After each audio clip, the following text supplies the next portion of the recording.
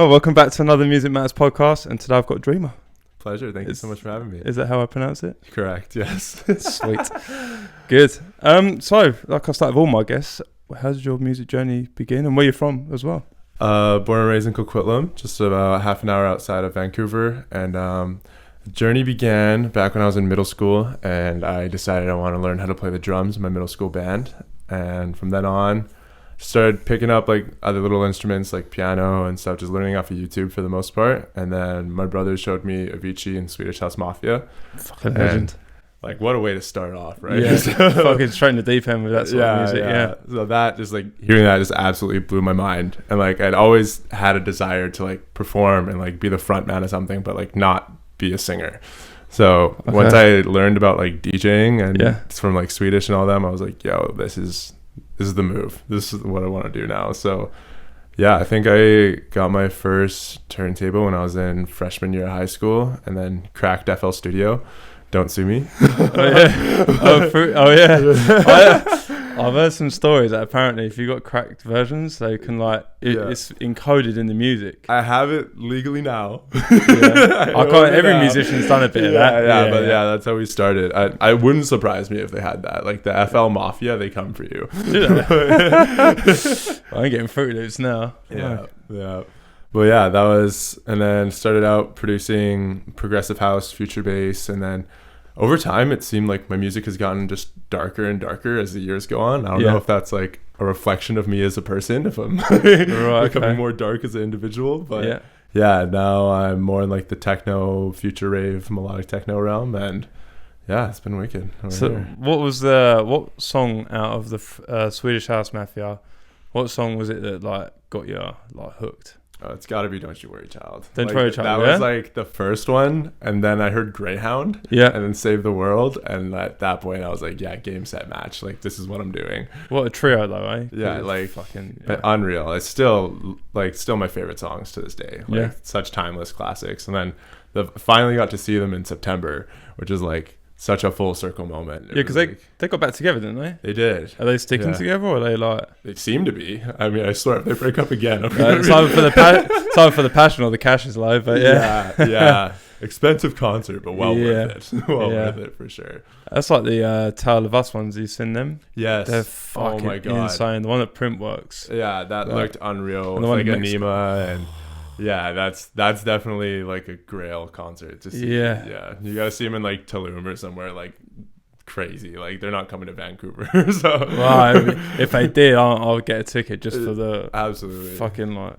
Well, they play good music, but I mean like the whole fucking effects they got going. The visual aspect, like the NFTs, is just like it's crazy. They do NFTs for it? Yeah, so like each song that Anima puts out, it has like a specific visual for it, like with the crazy lights and everything, and then that gets sold as an NFT as well. Fucking hell. Yeah.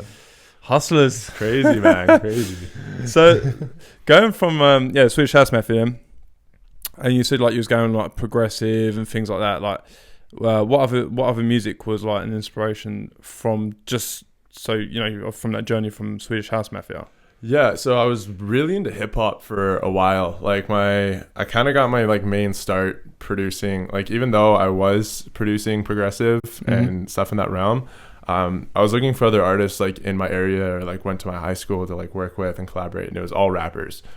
So because of that, I was producing a lot of like trap beats, drill beats, R&B stuff for a while, and pulling inspos from, people like Travis or Kanye at the time. I know I can't really talk about him now, but at the time, Kanye, a lot of like old school hip hop, and that definitely influenced a lot of the like dark, moody melodies that I've gravitated towards now. And over time, I've found myself going back to like older and older dance music to like really understand like the roots of EDM and like where it's come from, so like I know where it's gonna go. Like I didn't really become a big Daft Punk fan until like maybe 5 years ago. Mate, Around the World was a fucking still the tune. Oh man, and when they're like all in the video and they're all on the stage and walking down the stairs. Mate, that's so good. I wanted to be in that video so bad. That looked like a great time. For me, like the 80s was a big thing for me. I loved the 80s music, like the sounds and the whole thing was just sick. And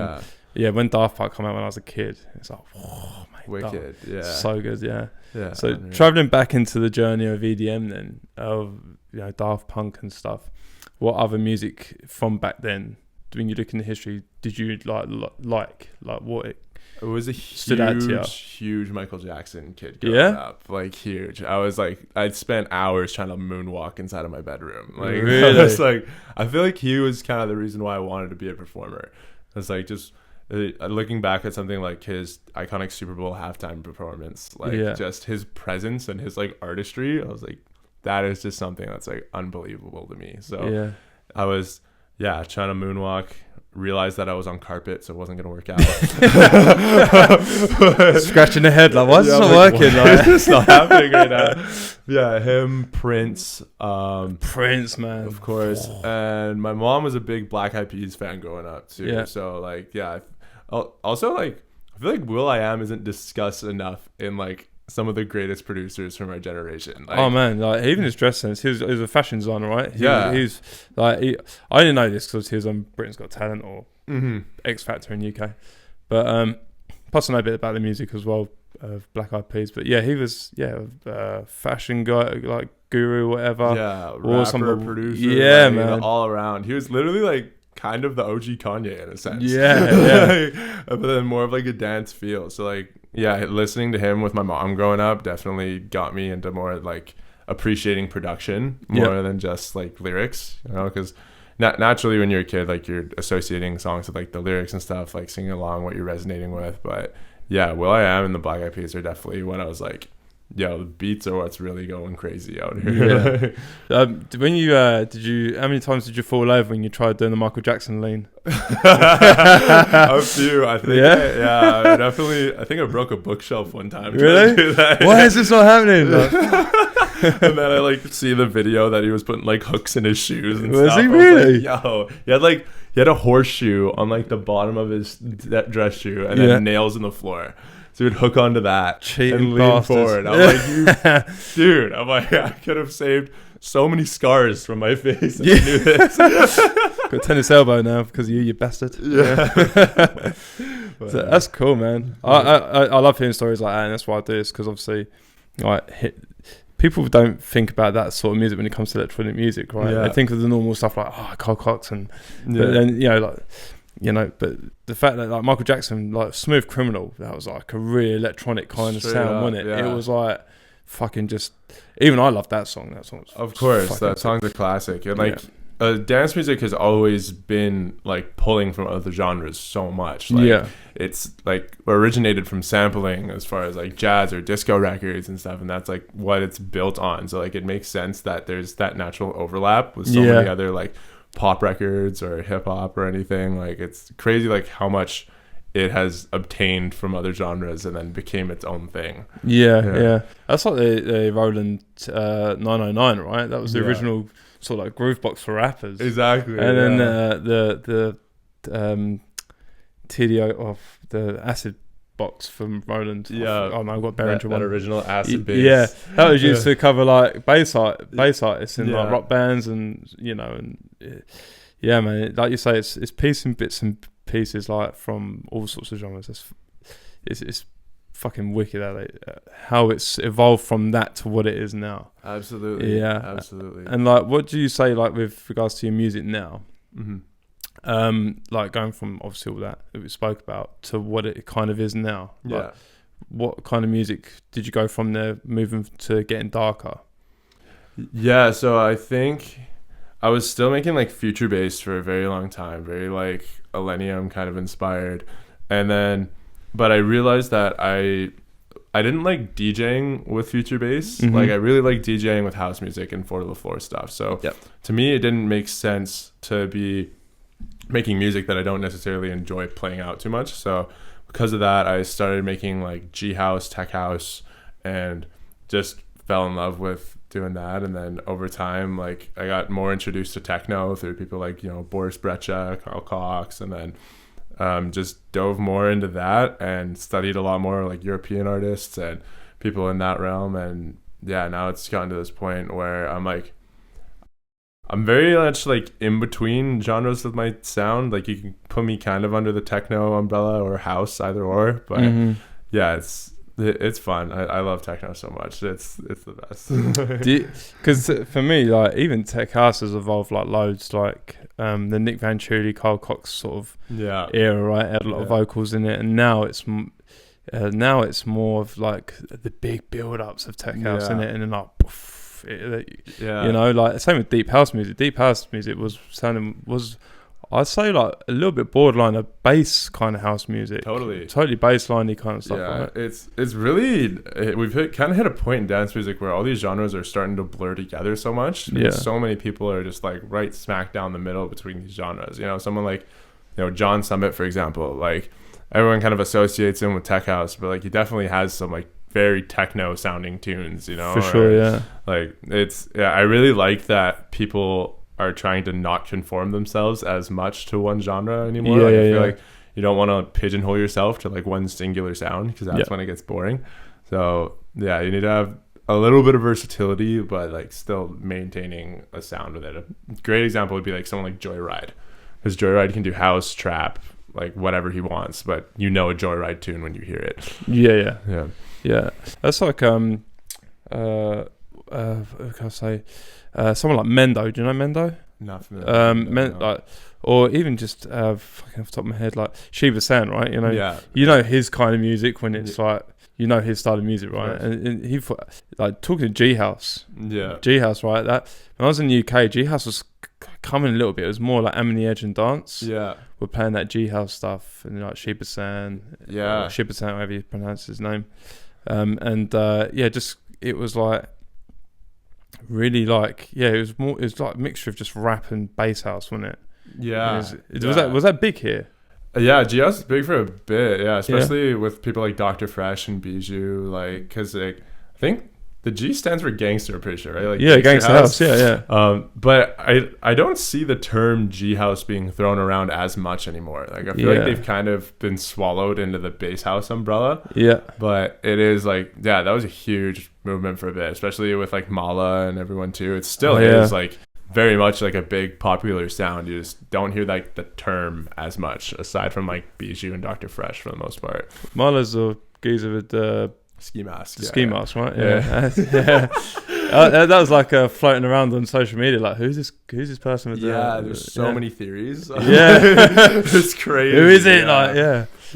So going from that and then you getting into the sort of darker stuff with techno, then who's your techno inspirations then?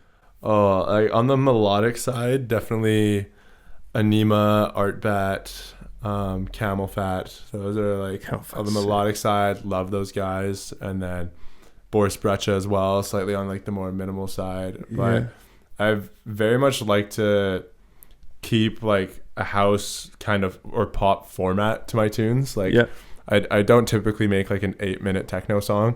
Like I like to have vocals, or it just more so with techno style drops. So like that's how I've kind of tried to create my own lane, but just then with a bit of bounce. Exactly. Yeah. Keep a bounce to it and keep it like efficient, like techno, but like 3 minutes is the goal. But yeah, also people like Cream as well, even though they're not like really techno, but basically them with like a harder kick. I mean, techno is basically around the kick, in it. Let's be honest. It's straight out. Yeah. I mean, going forward, like with the techno stuff, then you playing that a lot in your sets now, or you're just mixing it up with just everything? Like, would you know what I mean? Like, because obviously you play in Vancouver. Let's talk about like the clubs that you play. Like, what clubs do you play in Vancouver? So the main ones recently have been Celebrities, Levels, and Enzo. Those have been kind of my main stomping grounds. It's definitely difficult to get away with the type of techno that I make, but it is definitely like workable. So oftentimes when I throw it on a set, I like to throw in some like bass house as well, maybe even like a couple breakbeat tunes just to like switch the groove up. And then but still definitely keep that like dark techno flavor throughout. But Yeah, I feel Vancouver is starting to hit that point where they're like open to techno and it's not being like as underground anymore. Yeah. So it's same thing with drum and bass. Like it's starting to like hit that like mainstream market, and I feel like we're only like a year or two away from it like really being a big thing here.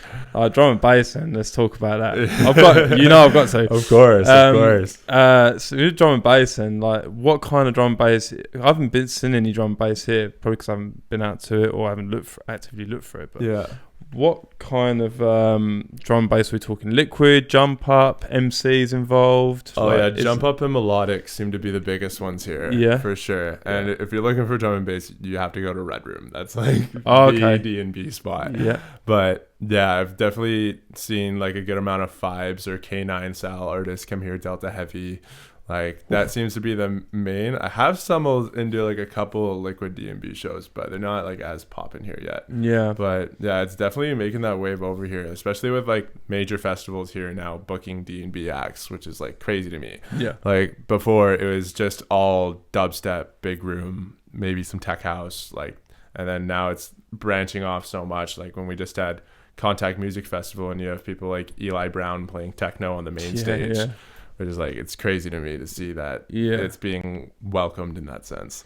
So going from like you're DJing in Levels, Enzo, and celebrities, right? Yeah. So let's talk about when you started DJing. Like, obviously, what were your first turntables? Because obviously we spoke briefly just before we started. You had the 800s. Yeah. Well, before that, I had a Denon DJ MC 2000, which is about the size of a laptop, like a tiny little guy. You're educating me here, come on. Yeah, that was it was so cute. The jog wheels were probably about like that big on the thing, and that's what I was ripping from like grade 8 until like 10. That kind of got me my first start, my first handful of gigs, like my dad's 50th birthday party or a high school reunion. I know that feeling. And then by the time I got the 800s is when I started playing some like high school dances and stuff, or like high school parties. And then towards like halfway through senior year was when I finally got Nexus 2s, and that has been like,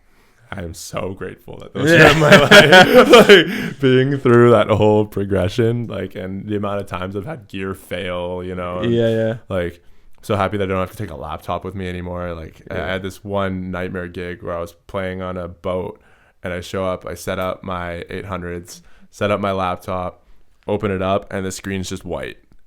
I'm like, there's no way this is happening right now. And it was a Toshiba, and I call their tech support, and I'm like, hey, I was DJing on this boat right now and the screen is white. Like, what do I do? They're like, oh, if you just hook it up to an external monitor, you'll be fine.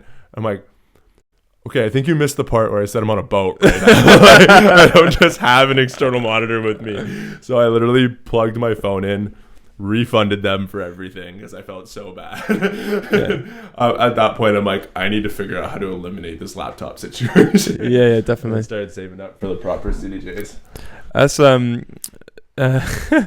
had that. I went to a gig and had one USB, and on the original 2000s you had the data cable that goes between the two. Well, originally it was fucking like terrible for always failing. So I got to like a set and I put my USB in, and they're like, yeah, the data cable don't work between the two decks. So I have one USB and I was like, what the fuck, like, so I had to ask someone if I could borrow the USB to actually finish my set. Jeez. And they're like, yeah, and I didn't know what they had laid out or nothing like that, and I was just like, fucking hell. Those ones are buggy. I remember even like if you load a corrupted file, you have to turn the CDJ off. And it's like when that's the side that your USB's plugged into, like, you're fucked. Like you literally have to echo out and figure it out. So did you sort out the laptop on the boat then? Is that what? The laptop on the boat when it went white, so it was just kind of, that's it. It was literally plugged in my phone with an aux cable, put on a playlist, went up to the people organizing it, and I was like, hey, this happened, I'm sorry, I'll give you your money back. Like, there's nothing I can do. Like, there's literally nothing I could have done unless I had another laptop with me. So no Toshiba laptop again, though. I got rid of that thing so fast. I think I threw it out on my way home. You can get fucked. I was pissed, and I got a Mac shortly after that, and that was definitely a good move. Yeah, man. So talk like I love talking about his stories as well, because obviously, when you said about doing 50th birthday party and doing like school parties or high school parties, right? I did the same thing. I did everyone's like 16th birthday party. Of course.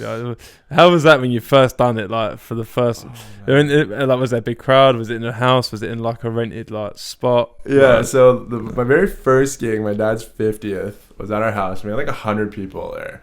So it was like a decent crowd of 50-year-olds. So I think I was like 14, 15 at the time. Yeah. So that was fun, but like also, I'm a firm believer that every DJ has to go through those gigs. For sure, man. Because like you build so much character, and like you can literally throw anything at me at an event and I will figure it out. Yeah. Like I could have a USB crash, I could have a CDJ crash, I could have people spill a drink on me, like literally anything, I'll make it happen. But like if you just go straight into the clubs, like you might not be super equipped for those situations, right? Yeah. Like you don't know how to deal with song requests or people being rude to you, you know. But yeah, it was definitely a lot of character building. But I definitely also believe like every DJ should go through like an open format phase, like not pigeonhole, be like, I started with techno, I'm only ever going to play techno for the rest of my life. Like a lot of my first like kind of shows were rap shows, like DJing for rappers that like I also produced for and stuff. And that was a whole different world, like one that I'm probably not going to go back to for a long time. Yeah. But yeah, it's the dance music community is definitely my favorite that I've worked with. Yeah, we'll definitely be maintaining that. That's cool. DJing 50-year-olds, I bet Michael Jackson and all that was all good, wasn't it? The dog was going crazy that night. Like the little dances they do. Or like I've even done like Indian events before, because like I'm half Indian, but I don't speak the language, and that was like the hardest song requests I've ever dealt with in my life, because people will come up to me and be like, hey, can you play Monday into Bashke? Oh, by Punjabi MC, I'm like, dude, you think I know how to spell that? Like, are you kidding? Do you want the original or the Jay-Z remix version? Yeah. I'm like, play Fateh Chakdi. And I'm like, what? I'm like, how do I spell that?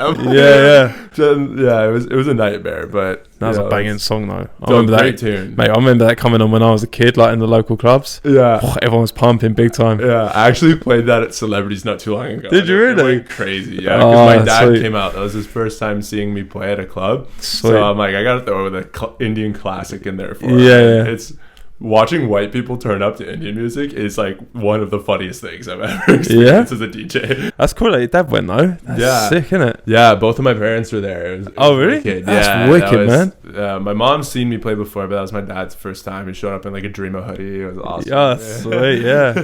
Did he enjoy it? Yeah, I put him on to Avicii and like Kygo and Zed like way back. He really likes the like progressive like pretty vibes. Yeah. So I made a couple like Avicii edits and remixes to like throw in there for him. Like I ended off with Without You, and he was definitely proud. I definitely made him happy. So I love hearing that. Yeah. The old man's a raving legend. It was hilarious because everyone's like trying to take pictures with him and stuff. And take shots, and he's like, I felt like a celebrity that night. It was sweet. Awesome. That's wicked. Yeah. Shout out to your dad, mate. That's fucking cool. Shout out to the parents, though. Jeez. Yeah, your mum. Yeah, fuck, that's wicked.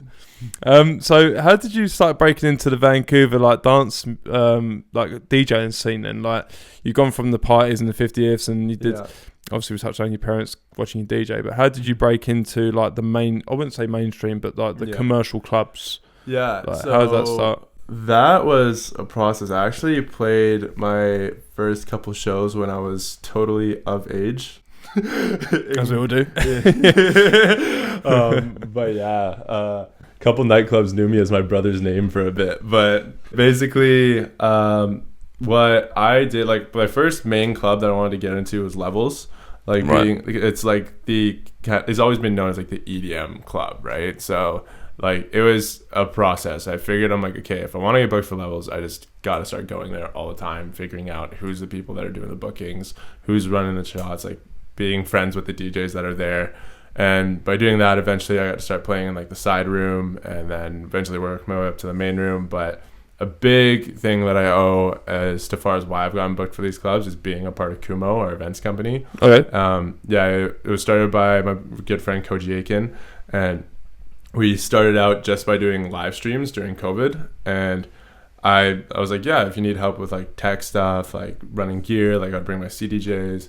What I didn't realize is that I'd be meeting 4 new DJs from the scene every week, right? So real quick, like my network built up so fast. And like within the span of like a year or two, I knew like pretty much everyone on my somewhat level or that level above in the scene. And like having that network was like huge. But like for artists that are trying to get into like Vancouver clubs, the biggest thing is showing face and showing support. Yeah. Like if like, for example, with us, like when we're looking at artists to book for like our Kumo events, like we're looking at artists that we see a lot, you know, that come to our events that we see have been putting in work, like trying to get into the scene and everything. Like just sitting at home shooting off DMs trying to get you a gig is like only going to take you so far. But those in-person interactions, that's what's going to get you there. Yeah, I was going to touch on this actually with like advice to DJs because I think a lot of DJs do think, a text or, sorry, not text, showing me age a bit, like a message on Instagram, like, you know, a DM just to be like, do you know what, like, can I have a gig, like, you know, blah blah blah, I've been following you for ages, kind of thing, right? And yeah, you can't tell much from a person or their demeanor or anything of, you know, if they're good people, right? You want good people, you surround yourself with good people all the time. Yeah. And like you say, when they meet you in person, you get the vibe, you see if they're a nice person, of course, if they're like you know, just friendly with other people, especially if they're playing under your brand as well. Yeah, you want them to show like a good sort of thing, right? Yeah, like they show up and they show that they brought people, and like you got to keep in mind too, like if you're DMing like an events company or a nightclub like asking for a gig, you got to realize you're not the only person that's DMing them. You know, like they probably get so many messages that it's just at that point, like reading a DM that says like, hey, can I have a gig, like that's just noise. Like it just kind of gets like blocked out mentally. So you have to provide value in a sense, you know, like show that, you know, you're actually gonna give them something back out of, instead of just taking. And that's the same thing with, you know, trying to work with a bigger artist, or, you know, like I'm not gonna message like a crazy big artist and be like, hey, can you give me feedback on my song, or like, you know, like you got to think about like what's obtainable and like provide value to them first, you know. Like for example, when this was one artist that I really wanted to start working with, and it was like a little bit bigger than me in the scene, and how I really got in touch with him was just I decided to remix his latest song and then sent that over to him, and he was like, yo, this is really dope, let's get into the studio together. So it's just sweet, like, mate, a small example of just how providing value can really like elevate. I love hearing people do well with stuff like that. And so what would your advice be for people to, instead of just sending a DM, like how to stand out and provide? What would that benefit be that they need to provide to stand out from other people from just sending noise of DMs, if you know what I mean? Yeah, well, that personal connection that we were touching on is like huge. Yeah. So like if I was looking to get in with like a certain events company, I do a deep dive on their page first, understand, okay, what are the type of artists that they're booking typically, you know, maybe become friends with a couple of those artists, and then maybe you can get introduced to the right people that way, and then go show some support at their events, show that you like brought some people, and they're like, okay, you know, this person's being supportive, you know, they clearly like fuck with us, that's dope. And just also like having like playing other shows is really helpful as well too, because if they see that like you're putting in work in the scene and like actually taking that extra step and that initiative to like get booked wherever you can, like that's definitely helpful. And getting good content of you performing is a really big thing too nowadays. I'm glad you touched on that, because I see a lot of people now that they actually pay for videographers to come get their performance in, you know, like absolutely. It's not even expensive if you think about it, because it's just you're set, right? I mean, unless you want the build up of arriving up outside the front door and meeting people and talking to people, and then you're set, like. But it's not that much, but it's a good investment if you invest. Great investment. And oftentimes over 50% of what I make from a set is going towards camera guys. Really? Sometimes even everything that I make from that set will go towards media, and it's just reinvesting in yourself, you know, like what, like you do this gig, and it goes great, awesome, but you're only tapping into those people that are in that room with you, right? But if you get like good content that you can cut up into some TikToks and some Instagram reels, and you're hitting everyone, like it opens you up to such a bigger audience. So it's like it's really a really smart investment. And often, like my main camera guy, Jay June, shout out to him. Jay June, we've been best friends since like freshman year of high school, so we've like grown together. So sweet. Money has never really been a huge thing for us. Like I've always just kind of worked it out with them, like, yo, you get probably 50% of what I make, or depending on like how much I'm getting paid that day. And works for him because he gets content for his page, I get content for my page. You know, it's a little exchange of value too, you know, instead of just commissioning someone for it. So like I guarantee you, if you're a DJ, you probably know someone that's a cameraman. For sure, yeah. Very good chance. There's a lot of media people. So yeah, just find someone that you really gel with, and it's a great investment for sure. Yeah, and plus because he's like you've been mates since school. Like I guess like he knows exactly what you want without having to like stop and start doing stuff. He knows where to be at the right time. And again, hats off to you for doing that, because if you think about it, you are collectively you are your own business, and I think this is what a lot of DJs seem to sort of fail to realise. If you treat it as I read this today in a book, actually, because I'm reading a little bit of an entrepreneurship book. Let's go. They say if you treat it as a hobby, you get hobby results. If you treat it like a business, you get business results. Absolutely. So the fact you're investing that money into a camera guy, and you're doing, because it is all online social media, and I think a lot of DJs and producers as well don't I don't know what the word is, but don't utilize the fact that social media is all video. And it could grow their thing a lot more quicker than just a SoundCloud mix and stuff like that. For sure. And like I honestly like don't even really get my camera guys to do photos anymore. Like it's pretty much all just like reels at this point. Yeah, nothing even landscape. It's just might as well just shoot vertical right now. But often artists definitely overlook more like you said, they just look at it from an audio standpoint.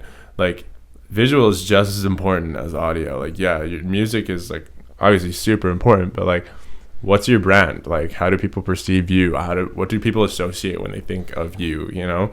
So it's like elaborating on that and building something that people can relate to, and also that's what really makes you unique. You know, like for me, one thing that I really focus on is my stage presence during my shows. Like I always try to be like super like animated out there. I'm jumping off of shit, like just going crazy. Because to me it's kind of boring just to watch someone stand still and just like mix tunes for an hour. Like that's something that people associate with me, is that I'm like bouncing off the walls all the time.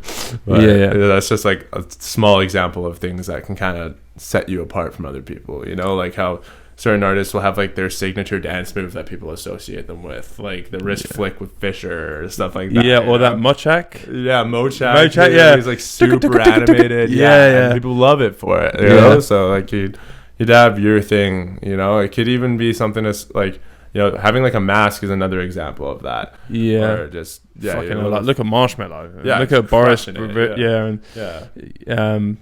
SNTS, another techno legend, but going, as you said, that being animated, and I've had this over the years, when you get into like in front of a crowd, like how did you have that anxiety of like, you know, did you know I've got to be animated here to stand out at the start, because you got to make it's all about first impressions, right? How was like that anxiety thing to like be like, I've got to do this, because you could be doing it in your mind, you're thinking, fuck me, I've got to jump off here, I've got to do that, this is like a workout sort of thing, you know? Like, well, it was never really like a conscious thing for me to be like, I have to be animated. Like, it was just kind of came over time, just because like I'm so passionate about the music that I play. I love it so much, and like I want that person in the crowd to like remember something like attaching to that song when I'm playing it out.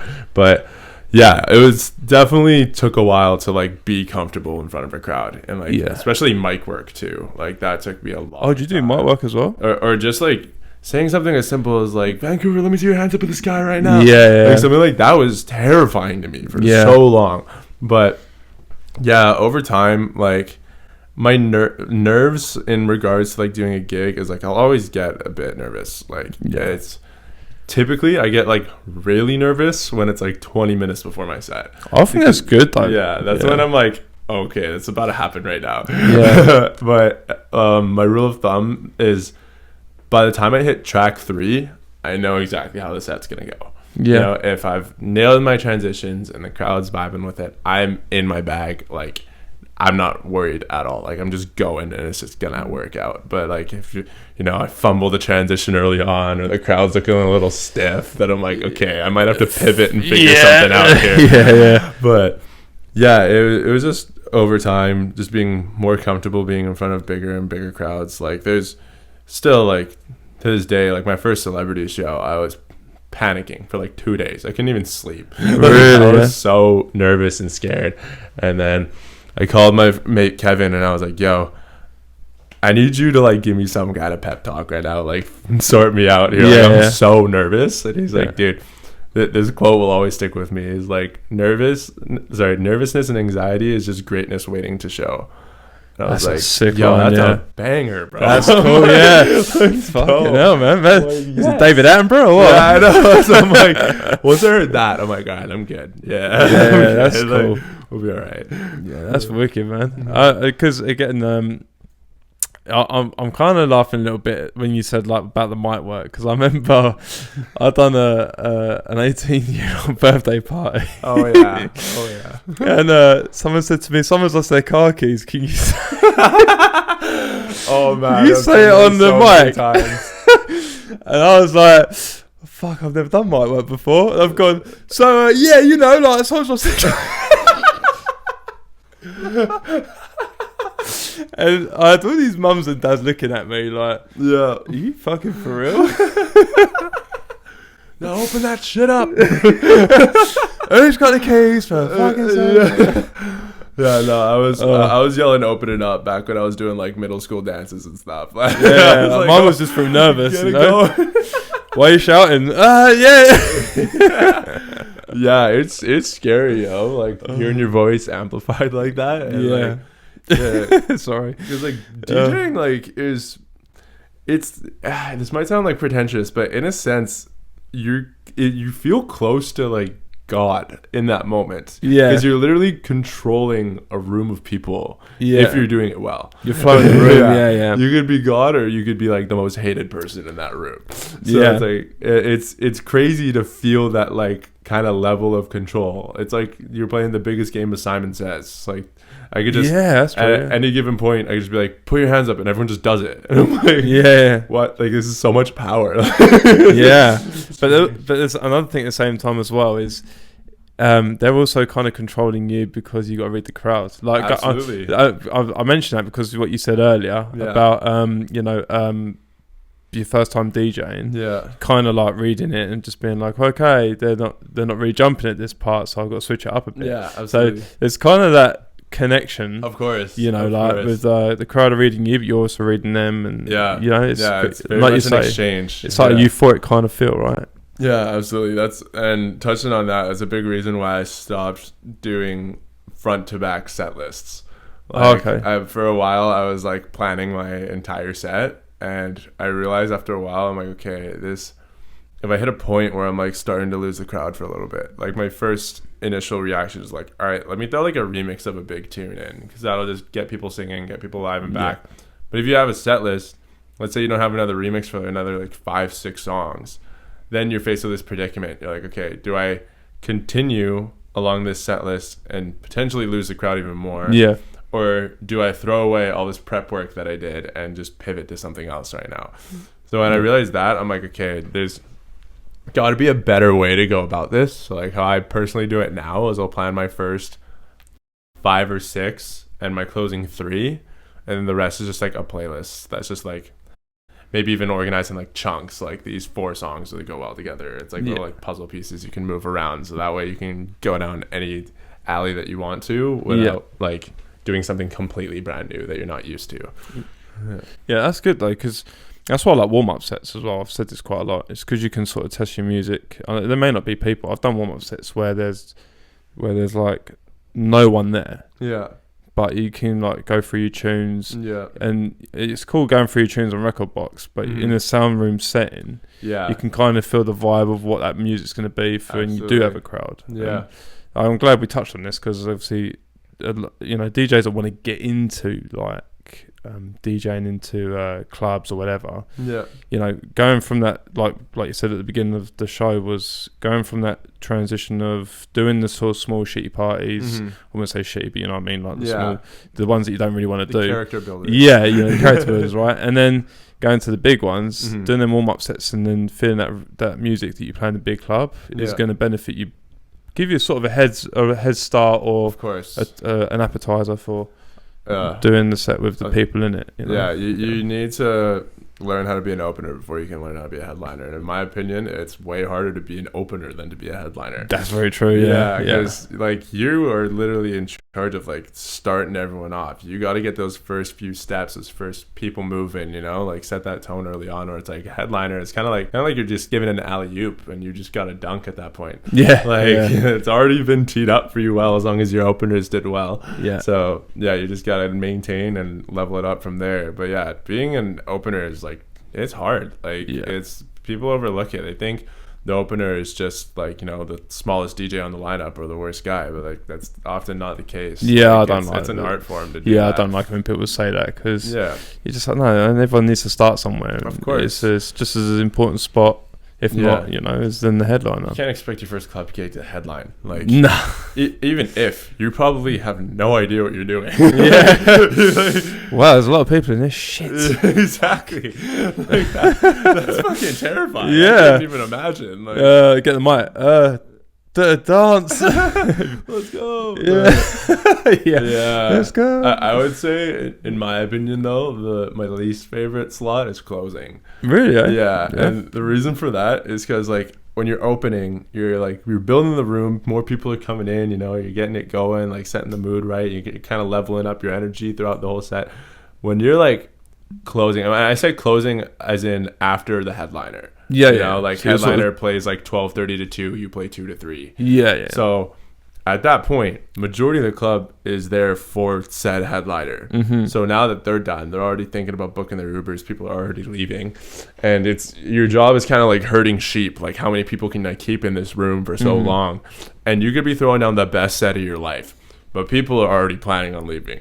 So it's really depressing watching people leave during your set, and then by the end it's almost empty. That can definitely be a character builder, but if you smash a closing set and you maintain that club, when I was closing for Bijou, I think I kept pretty much a full club until almost close. Really? That was damn, I was holy shit, I can do crazy. This. I'm it gave me a lot of self-confidence. That's good. But I've also had the opposite where it's 2:45 and there's 8 people on the dance floor. So but then many people are smashing it. Yeah, exactly. They're loving it. They're talking about afters.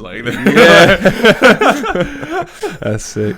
Yeah. So with DJing, obviously the Vancouver clubs and things like that, what are would you say your biggest achievements are from DJing so far? That's tough. I would say being on support for Bijou at Celebrities was definitely a big one for me. Yeah. Celebs is always a dream club, and I played there twice now. I have a third one coming up soon. Sweet. And that was definitely a big one. I had to headline Enzo on St. Patrick's Day, and there was a little over 1,000 people there, which was wild. Cool. And then also DJing with Nicardo for Eric Reppert at Faded in the Park that one year. So I'd been going to Faded for years. It's the iconic festival, and then to be on the artist side of that was such a cool experience. Having a trailer, a rider. Never had a rider before. What's on your rider? A rider was funny. It was, I asked this. Listen. Yeah. So obviously you have to get a bottle of some kind. So we decided on mango Ciroc, and then Josh, Eric's manager, he's okay, I did research on what the best food is before a set, and it said protein is a really good one, beef jerky. So we had beef jerky, the Ciroc, Red Bulls, Gatorades, and then he's do you want anything? And I'm throw some Sour Patch Kids on there. Why not? get a little bit of sugar happening. And we go into the trailer, and I kid you not, it was like a 5-pound thing of Sour Patch Kids. It was huge. I'm like, why did you get like a bucket? Like, it sounds like you go to a marathon, yeah, not a DJ right? gig. So we ended up taking them into the crowd after and was like pouring them into people's hands. But then I think I saw someone like throw on a dead mouse. I was like, guys, no. No, eat it, please. Don't throw in. Please don't be throwing this. This is bad. So then we put them away. But yeah, definitely rider wise, like, get some protein happening for sure. Yeah, that's essential. The energy before is needed. They just got like a bench press there. They got some protein powders. Like. Oh man, if I could ask for like resistance bands or like something, that would be nuts. I'd go for that. Get a pump. Go get my Q button tapping thing in like the wristband. Like, some little like. Yeah.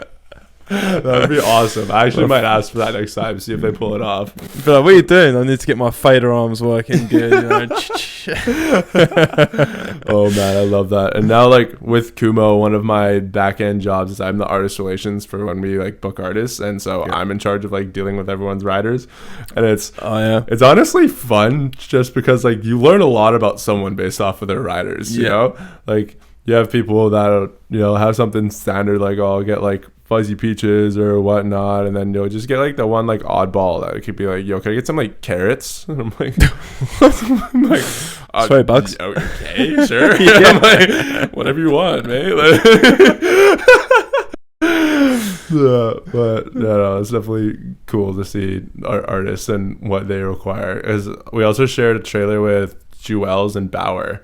So yeah, you could see the difference. Like I think Jewel's got like Don Julio, and like Bauer got like champagne and Hennessy. I'm like, okay, I can see that there's like definitely a hierarchy in bottles here based off of your time slot. yeah.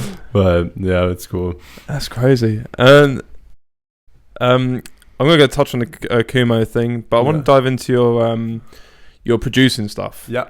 So obviously you started with annoying version of Fruity Loops, but after that you got do you still use Fruity Loops? Yes. Okay, so how did you like go about learning to produce and like learning like EQing and how to structure a track and plugins or hardware or tell me a little bit about that because I'm really interested in that as well. So my first 4 years is all YouTube, like all just Zen World, like all the classic YouTube tutorials. And then once I hit senior year of high school, I made my first producer friend, being Nicardo. And so because of that, we were both like relatively similar in producing levels, and we just learned so much together and kept grinding. And then once I finished high school, I went to music production school, which was an experience. Which one was that? I went to this school called Nimbus. I've heard that. Yeah, but basically, it was definitely more tailored towards like engineering in the studio stuff. But yeah, that definitely I dialed in a lot in just like my mixing side of things. Like you can't really teach creativity, like, but the biggest things I got out from that school was like having mentors and teachers that know their shit, and like having access to studios. So like getting feedback was the biggest like turning point for me to like understand production and like what I'm doing wrong. So yeah, that was kind of my journey in that sense. And ever since then, definitely just like taking advantage of the people that I'm friends with. Like I'm friends with like so many talented guys in the local scene that it's like use their ears, get their feedback, collaborate with people. Like that is such a overlooked and essential thing. Like you can, if you have 5 friends that are all producing around the same level as you, and you're all making mistakes, all fucking up, you're learning so much faster because you're all collectively sharing this info as opposed to trying to figure it out on your own. So yeah, definitely. It took me a long time to get decent at producing just because I spent the first 4 years by myself. Gotcha. Yeah. Okay. Because again, like a lot of producers, there is more YouTube now to do that sort of stuff, right? And I find a lot of the YouTube videos were always Ableton based. Yeah. Do you know what I mean? And it's like, I use Reason, and you know what I mean? Like, you're really an OG then, eh? Yeah, like, Thanks. I'm joking. No. I'm English. I can take it. But yeah, like, call me old. Jesus Christ, I'm only 33. There's like, okay, there's a 10-year video on there, right? And then I was like, that's all there is. But no, it's starting to really come out, and I'm like, well, I've already passed that now, but I can still learn stuff. Like, you're never always going to learn stuff. Yeah. And but it's good to hear that you're surrounding yourself with people, because a lot of producers just sit in their bedroom and don't really talk to people. Yeah. You know what I mean? Like, it's good that you're meeting up with these people. And a lot of them are introverts. They're really shy. Like, yeah. It's weird. Like, you're supposed to be this guy that's like center of attention all the time. Yeah. They're all just like in their little holes in the wall. Like, producing. It's a remarkable thing. Like, it really is. And the fact that you're a product of your environment. So if you are surrounding yourself with these people who are, you're all sort of making mistakes. Yeah, it's the way to grow. And then it's a good way to do it, right? And it goes back to what you were saying before about networking with people for DJing, going to clubs, everything like that. You're kind of, it's all part of that. You have to build that out. It's absolutely essential. Yeah, like you can only go so far solo. But honestly, one other side note, having cracked software actually made me a much better producer. And don't get this twisted and say that I'm encouraging that. No. I'm not. Buy your stuff legally. But back then, I would have, like, for example, I cracked Serum. And because it was cracked, I couldn't load presets.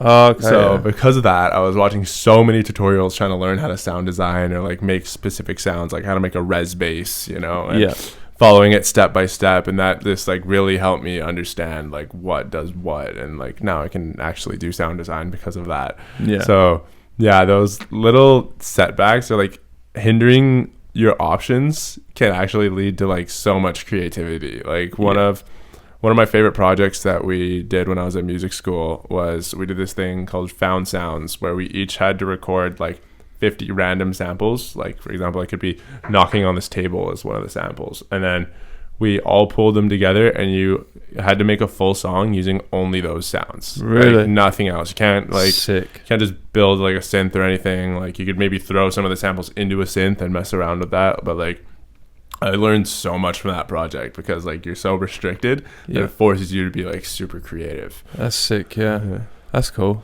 And like even with like you say with the crack versions, you're basically learn how to program a synth or plugin, right? And that's a good way to learn as well. Because there's loads of like presets and MIDI packs, and learning that way is pretty fucking cool. Like if you're gonna go the preset route, and like I'd still use tons of presets, like don't get it twisted, I'm not sitting here to sounding every single sound from scratch. Like if you're gonna start out with presets and stuff, like just take some time like dissecting sounds. That's like such a big thing. Understand like why does it sound the way that it does, and like what's creating each little portion of that sound, every little effect, every distortion that's going on with it. Like, if you're just kind of loading presets blindly, like you're only kind of just building a puzzle with other people's stuff, and you're only ever going to sound like everyone else. Yeah. That's like for me, like back when I started, it was like frowned upon to use like presets or samples, right? It's like, you have to use your own, or and then as I got older, I realized, no, I can actually. No one really cares. Use whatever. Everyone's doing their own especially thing. In the splice era that we're in right now. Like, I'm not gonna lie, there has been like times where I'll hear a song and like the whole basis of the song is just like a splice sample that I've heard before, and I'm kind of like, all right, dude, like come on, let's add like something unique here, you know. But like there's no shame in using samples or presets. I would recommend tweaking it a little bit, make it your own. But there's no shame in it. I'd use splice vocals all the time, or little effects and all that. But for sure, man. That's like I was listening to is it Phineas, Billie Eilish's brother. He went to Australia and pushed the crossing button, and he went. I think I saw that. Did you watch that? Yeah, that was crazy. And he put that in the. He's like, I got it from a fucking like a crossing thing. I was like, fucking hell. And that was like, that was kind of cool to hear, because I'm like, okay, I'm going around now with the street with my phone like this, like just getting like sounds. But yeah, exactly. It was like that project that I had, and it was like, yeah, you get really like creative and unique things out of it. Like I think for that, my kick drum was like me dropping a box of like Frosted Flakes on the ground and EQing that, or like, you know, I've sampled like Perry the Platypus before in songs and just like turned it into like a crazy bass. Like cool. Yeah, it's a lot of fun. Yeah, and what was, I love asking this question. Yeah. What would you say? Is there much difference? Well, there probably is actually, but what would you say like the difference now from your first ever song you made to the songs that you make now? I keep the first handful of songs that I ever made on my phone at all times. Do you? Like, yeah, I always keep it just so like if I'm talking to someone that's new to producing or something, and I'm like, yo, here's a recent song I made, but like listen to this first, and like you'll see the gap. It was literally the FL stock piano and the stock drums that automatically load up when you load the thing, and I was making it on the demo version, so you couldn't save. So I had my laptop on for like a week straight while I made this tune, and I could see like where I was trying to go with it, but like I genuinely just had no idea what I was doing. Like it was just like so far from like anything decent. But I would say the main difference now is I'm not so focused on trying to sound like someone else. Like that's cool to know. In the start, it was like, oh, I really want to make a song like Avicii. I really want to make a song like Illenium. But over time, like how I kind of developed my sound in a sense is I'll take like a singular element from an artist. Mm-hmm. You know, like I might have like a David Guetta style lead, but with like a Fisher drum groove and like a zoo bass line. And like that's how you can kind of create something unique. I think I saw Zed touch upon that in one of his live streams, because someone sent in a song that was like clearly just kind of an Avicii ripoff, right? Mm-hmm. And he's like, you need to bring in multiple inspirations to create something unique, you know? Like, for sure, think about how many people are inspired by Avicii, right? But like, let's say you're inspired by Avicii and like 9 Inch Nails, you know, something like super random. Like that's how you really get like some unique shit going on, you know? So yeah, it's definitely a big thing that's overlooked. I'm glad you touched on that, because that's really interesting actually, the way you look at it, and the fact that you keep the music on your phone, and show that to people is fucking like, that's really good.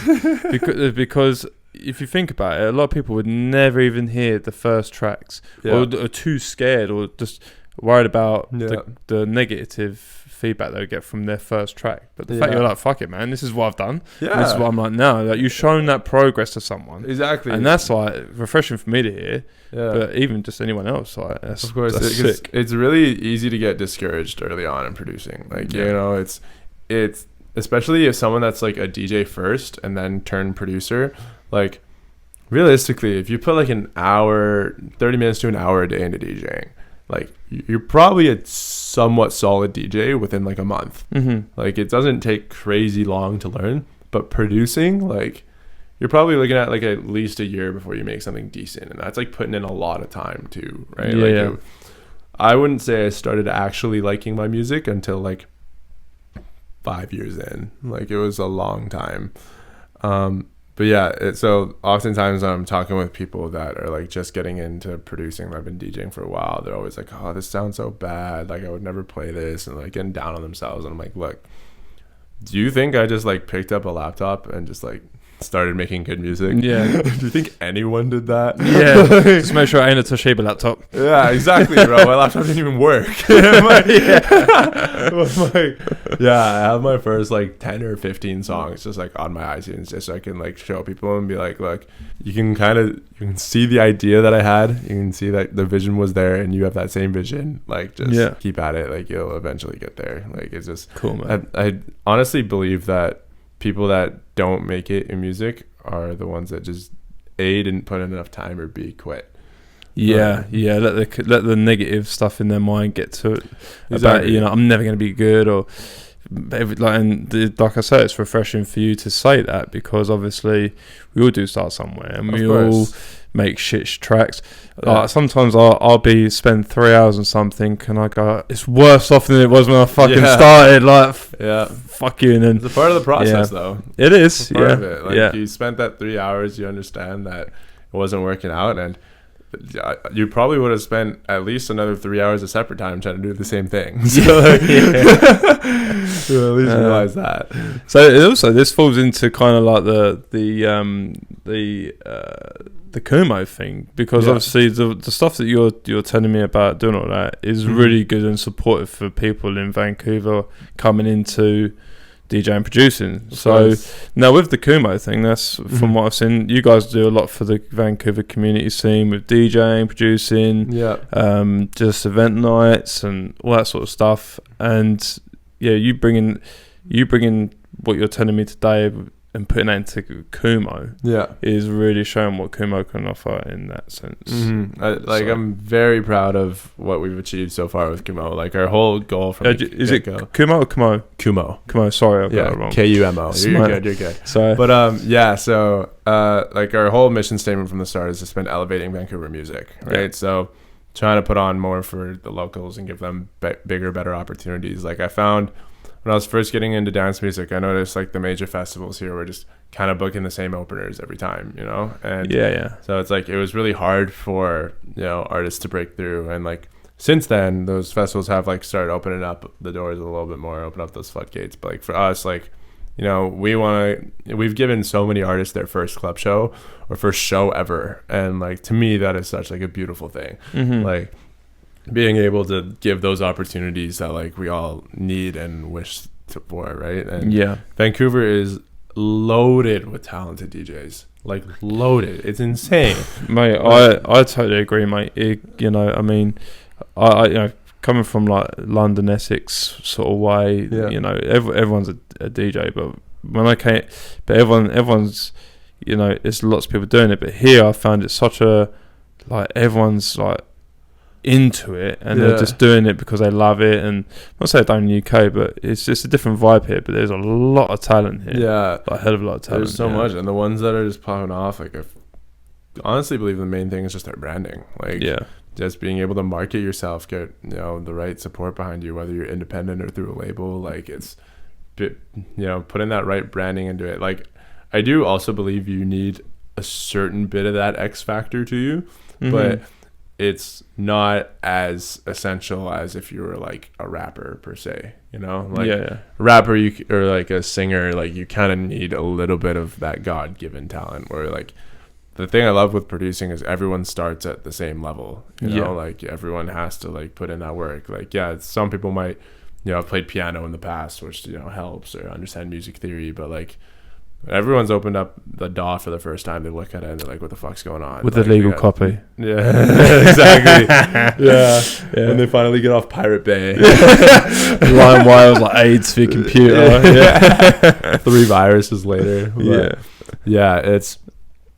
the X factor is definitely there. But as far as like Vancouver goes, like, I see so many artists that I'm just like, you can do so well. Like, like, it blows my mind like how many artists are here that could just like take off at any given second if they just were able to market themselves well. But also, like, the Vancouver scene, like we aren't that populated for like a major city, if you think about 5 million, I think, or is that just BC alone? I think 5 million might be BC, because I think we're only like 35 or 40 million in Canada. Something like that. So like, really like not that big of a city. Nice. So and like the events that we have like aren't really comparable to like the size of the ones around the world, right? So London's 9 million people. Just London alone. It blows, like, here it blows my mind. Like, BC's only got 5 million. Exactly. So it's tough to create those like bigger opportunities and to like get outside of Vancouver in that sense. But there's a lot of artists that I'm starting to see like flourish from here, and it's awesome. That's cool. And what about with Kumo then? Is it a collective of all genres as well, like of people that want to play? Like, do Kumo like cover because I see you do like DJ tournaments. Mm-hmm. So how did all that sort of start to curate from starting it? Like how did it grow to so going down these other avenues? You know, when it started with like the live stream days, like everyone had their like little roles. You know, we had like people that like even like all the DJs had roles, and we were pretty fast in like our genres. Like the events that we started throwing were very house focused at the beginning, but like, you know, we have myself who's mainly like techno now, we have Koji who's mainly drum and bass, we have CC who's mainly bass music, we have Steph who plays like whatever the fuck she wants, you know, Nico who makes trap and techno. Like we kind of cover all the bases as far as like genre wise, and house is just kind of like the one that we can all just play. So we started with that, but like now we're definitely expanding a lot more. Like the last event that we did, we had 2 stages, one being bass music, one being drum and bass, and then our upcoming event we have like the main room, which will be like typical club vibes. We have a bass stage and we have a techno stage. It's like we try to create opportunities for like every genre, like in that sense, or every like dance music subgenre. We're not really tapping into hip hop or anything in that sense yet. I'm not sure if we will, but that's something that we would probably look into down the line if we're like throwing like a major festival or something. But yeah, we really want to be able to give a platform for like really anyone and what they want to play. But Rome weren't built in a day, right? And you guys have done like really, really well. You know, for yourself personally as well, and for that sort of thing. I think bring a really good vibe, you know, for the scene in Vancouver especially. And like, would you I ask this question to a lot of people.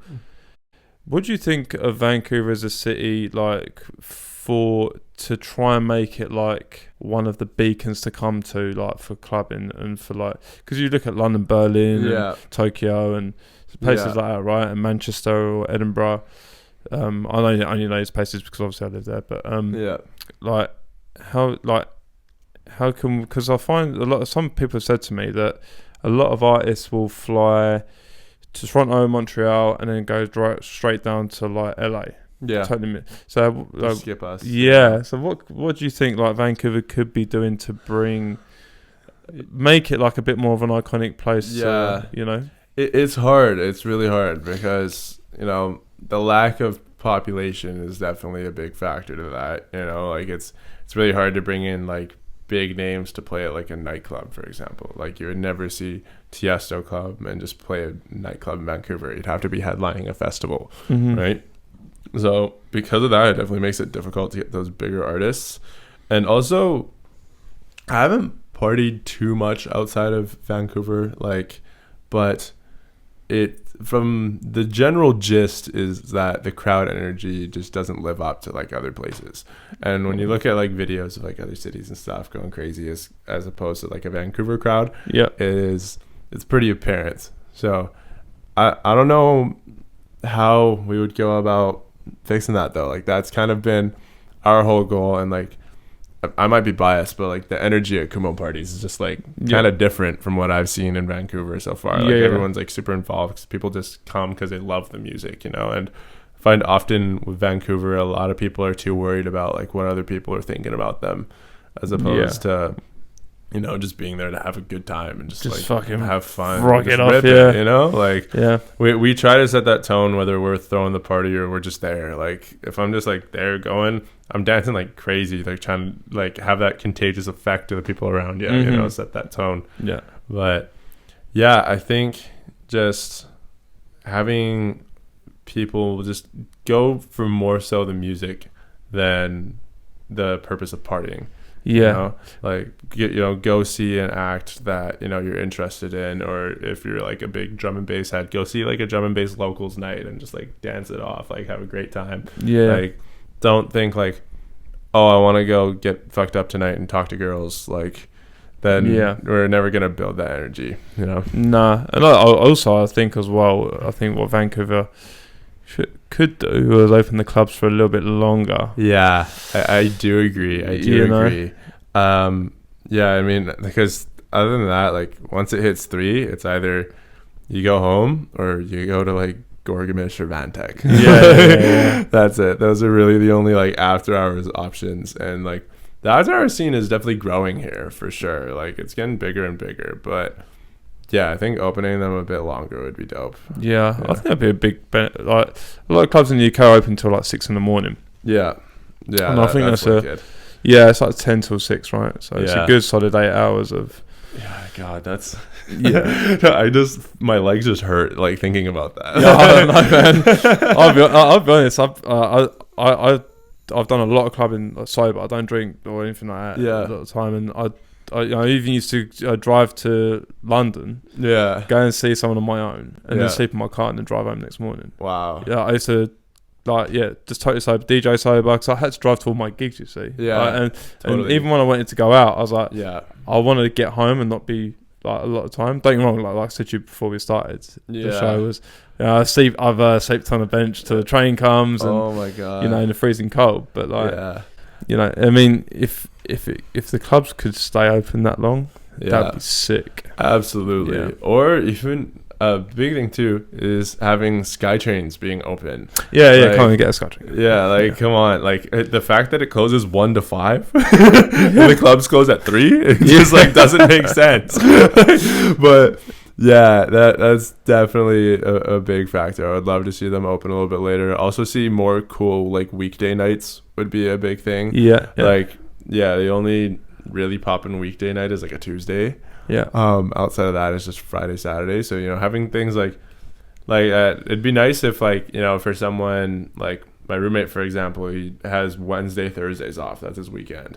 Oh, okay. Yeah. Which is like not ideal for a 21-year-old. No. So to have like a couple options that we could go to on those nights just to like rip it would be awesome. Yeah. Yeah. But, Is there anything else you'd like to plug or anything like that before we sort of brush up?